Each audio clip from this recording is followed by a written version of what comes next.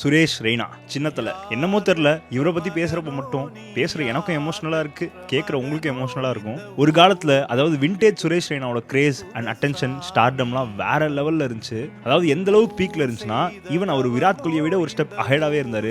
அப்போலாம் சுரேஷ் ரெய்னாவை தான் கேப்டன் மெட்டீரியலாக பார்த்தாங்க. சீனியர் பிளேயர்ஸ்க்கு அப்புறம் சுரேஷ் ரெய்னா தான் எல்லாமே, அவர் தான் டீமை கொண்டு போகணும் அப்படின்னு நினச்சாங்க.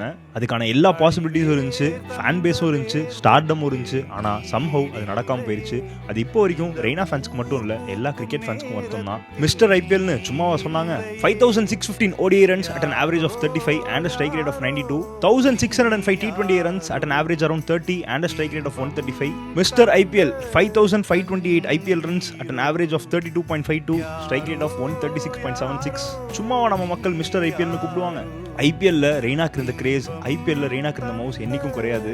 ஐபிஎல்னா ரெய்னா தான், ரெய்னானா ஐபிஎல் தான். என்னதான் சென்னை சூப்பர் கிங் சிஎஸ்கேன்னு பேசுறப்போ